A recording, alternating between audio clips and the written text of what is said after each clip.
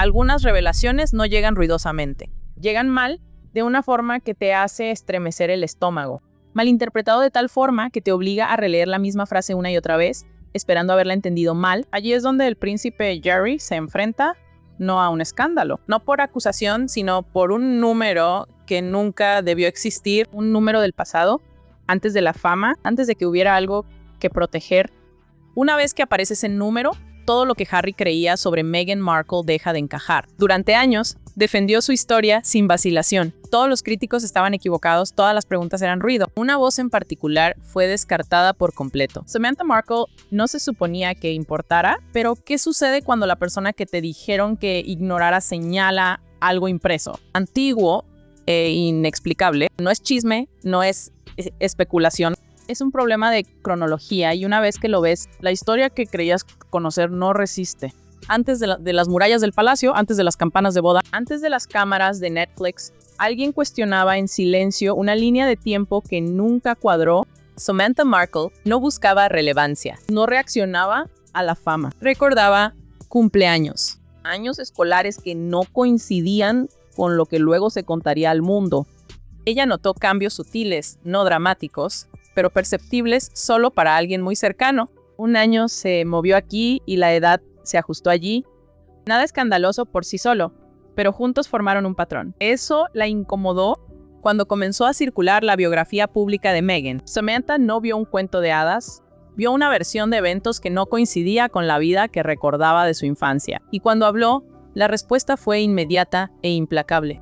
La etiquetaron celosa, amargada, vengativa, un pariente descontento intentando sacar provecho. Su credibilidad no se examinó, fue desestimado, pero aquí está lo importante. Samantha nunca varió su relato, nunca elevó la voz, no dramatizó, repitió constantemente su misma preocupación, mientras el mundo la ridiculizaba por no especular.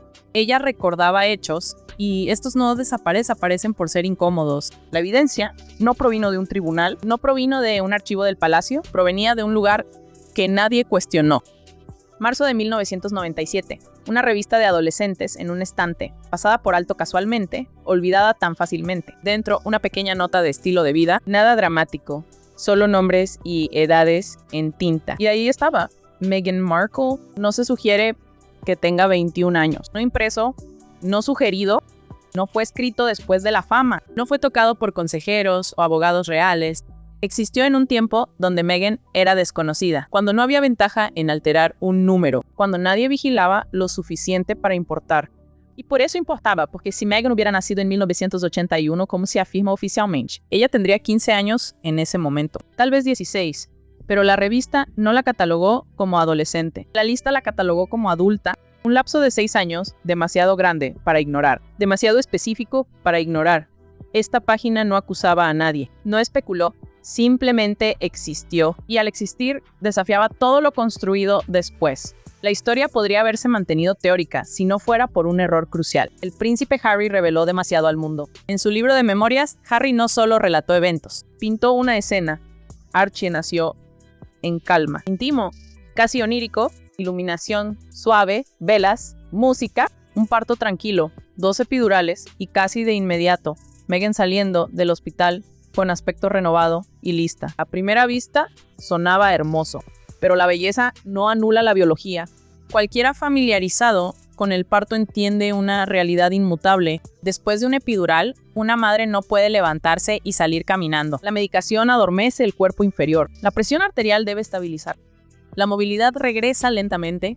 La observación no es opcional, es obligatorio, pero la línea de tiempo de Harry indicaba que el parto con 2 epidurales.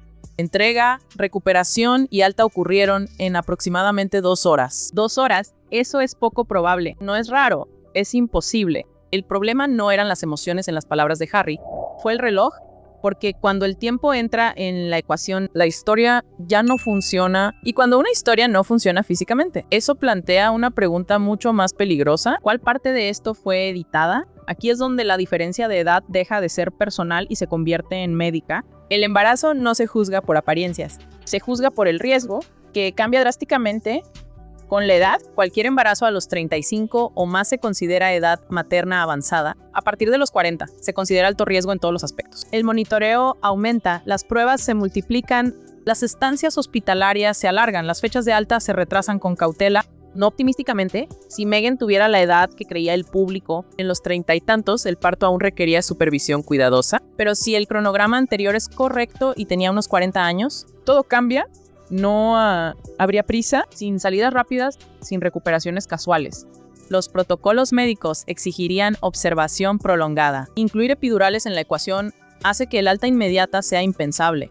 Y de repente, la clandestinidad del parto cobra sentido. El hospital privado, el equipo médico no revelado, la información limitada y cuidadosamente divulgada al público. Ya no era sobre privacidad, se trataba de control, porque al entrar los hechos médicos en la conversación, las narrativas pierden su flexibilidad. Para comprender por qué esto importaba tanto, debes comprender cómo avanza el mundo con Meghan. Hollywood es cruel con el tiempo.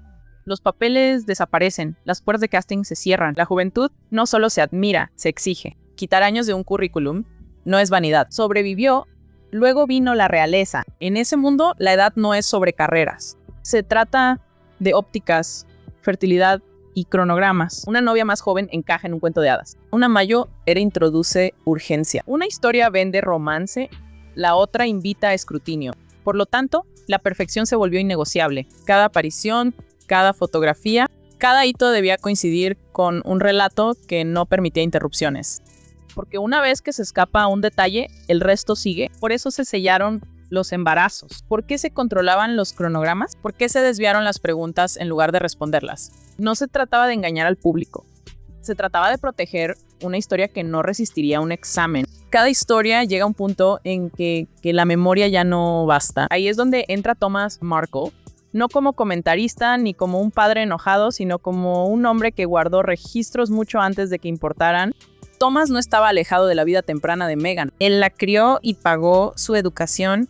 Documentó hitos como lo hacen los padres, logros escolares, momentos congelados en el tiempo. Su papel no era la distancia emocional, fue implicación. Así que cuando Samantha fue pintada como poco confiable, Thomas no vaciló, miró directamente a la cámara y dijo algo simple, pero devastador para la narrativa ya establecida. Samantha nunca le mintió, ninguna de las preocupaciones que ella planteó resultó ser falsa. No fue una reacción a la fama, no fue un contraataque, fue una corrección, y las correcciones son peligrosas cuando una historia ya se ha vendido como verdad. Con Thomas avanzando, el problema ya no se podía descartar como rivalidad entre hermanos. Ahora había registros, un rastro de papel, una línea de tiempo basada en la realidad vivida. No eran relaciones públicas. La pregunta ya no era quién decía la verdad, se convirtió en qué versión de la verdad se había promovido. Aquí es donde la historia deja de ser sobre Meghan y se convierte en sobre Gerry.